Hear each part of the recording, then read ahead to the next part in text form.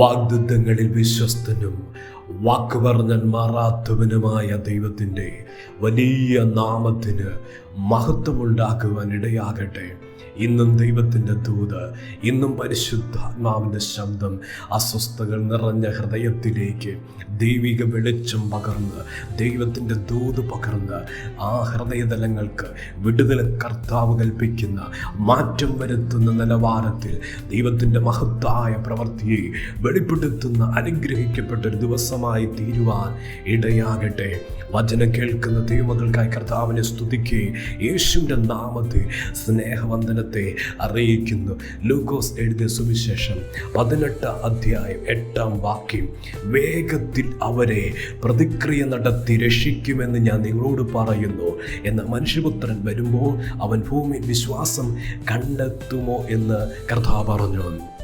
നമുക്ക് വളരെ പരിചയമുള്ള തിരുവെഴുത്തിൻ്റെ ഭാഗത്തിൽ നിന്ന് പരിശുദ്ധാത്മാവ് ആഴം ശക്തമായി ഇടപെടുന്ന ദൂത് ഈ പ്രകാരമാക്കുന്നു: വേഗത്തിൽ അവരെ പ്രതിക്രിയ നടത്തി രക്ഷിക്കും.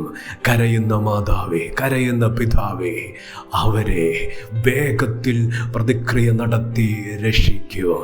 ആരെയാ വചനം പറയുന്നത്? അവരെ എന്ന് പ്രാർത്ഥിക്കുന്ന, ദൈവസന്നിധിയിൽ വിശ്വസ്തയോടെ നിന്ന് തൻ്റെ വിഷയങ്ങൾ കർത്താവിനോട് അർപ്പിച്ചുകൊണ്ട്, ദൈവസന്നിധിയിൽ ആ പ്രാർത്ഥനാ വിഷയത്തെ പകർന്നുകൊണ്ട് രാപ്പകൽ നിലവിളിക്കുന്ന ഒരു ദൈവം ഇതിൻ്റെ ജീവിതത്തിൽ മാറ്റങ്ങൾ വരുത്തുന്ന, പ്രതിക്രിയ നടത്തുന്ന സ്വർഗത്തിൻ്റെ കരത്തിലെ ദൈവിക ദൂത് പരിശുദ്ധാത്മാവ് അതിശക്തമായി ആഴമായി ഇടപെടുന്ന ഇപ്രകാരമാകുന്നു: വേഗത്തിൽ അവരെ പ്രതിക്രിയ നടത്തി രക്ഷിക്കും. ഇന്ന് ചില കുടുംബങ്ങളോടുള്ള ദൈവത്തിൻ്റെ ദൂത് തകർന്ന ഹൃദയമായി, ഉടഞ്ഞ ഹൃദയമായി പാതവിടത്തിലിരിക്കുന്ന ദൈവമക്കളോടുള്ള ശബ്ദമിതാ: വേഗത്തിൽ അവരെ പ്രതിക്രിയ നടത്തി രക്ഷിക്കും. അവരെ എന്ന് വചനം പറയുക. തിരുവെഴുത്ത് വ്യക്തമാക്കുന്നു. മടുത്തു പോകാതെ പ്രാർത്ഥിക്കുവാൻ യേശു കർത്താവ് ആഹ്വാനം ചെയ്തപ്പോൾ ഇന്ന് വാഗ്ദത്തങ്ങൾക്ക് വേണ്ടി സമയമായോ എന്ന തിരിച്ചറിവ് നമ്മുടെ ഉള്ളിൽ തന്നെ പരിശുദ്ധാത്മാവ് പകരാൻ പോവുക. ആ തിരിച്ചറിവിൽ ഇന്ന് കർത്താവിനെ സ്തുതിക്കും, ദൈവത്തെ ആരാധിക്കും. ആ നിലവാരത്തിൽ ദൈവത്തിൻ്റെ ശബ്ദം പരിശുദ്ധാത്മ വെളിപ്പെടുത്തുന്നു. മടുത്തു പോകാത്ത പ്രാർത്ഥനയുടെ തലത്തിലേക്ക് ആ വിധവയുടെ ഉപമയെക്കുറിച്ച് യേശു പഠിപ്പിക്കുമ്പോൾ, യേശു അതിനെ വിവരിക്കുമ്പോൾ കാണുന്നു, ന്യായാധിപൻ്റെ അടുക്കൽ ചെന്ന് അസഹ്യമാക്കുക. ആ പ്രാർത്ഥന എന്താണ്? ആ യാതന എന്താണ്? ന്യായാധിപനെ അസഹ്യപ്പെടുത്തുക.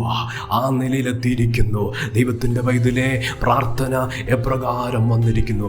മടുത്ത് നിർത്തിയ സമയമാണോ? മടുത്ത് പ്രാർത്ഥന കുറഞ്ഞ സമയമാണോ? മടുത്ത് ഇനി പ്രതീക്ഷയില്ലാതെ ചോദിച്ചുകൊണ്ടിരിക്കുന്നൊരു സമയമാണോ?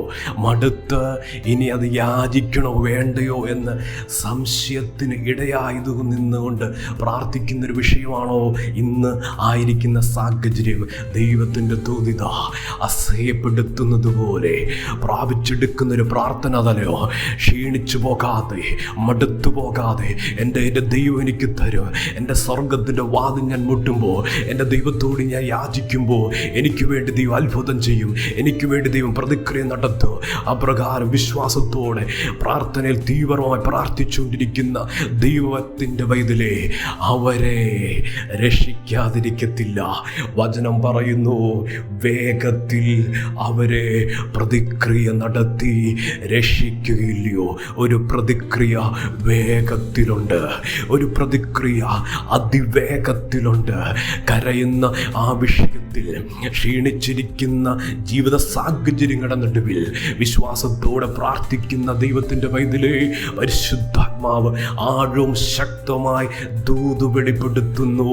വേഗത്തിൽ ഒരു പ്രതിക്രിയ, അത് ദൈവം നടപ്പിൽ വരുത്താൻ പോകുന്നു.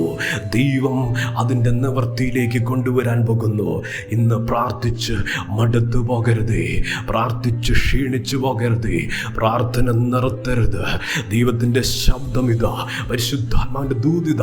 എൻ്റെ മേഖല, പ്രാർത്ഥനയുടെ മേഖല തീവ്രമായി, തീഷ്ണമായി, ഉത്സാഹത്തോടെ ഞാൻ പ്രാർത്ഥിക്കുന്നൊരു സമയമാണോ? അവരെ പ്രതിക്രിയ നടത്തി രക്ഷിക്കും.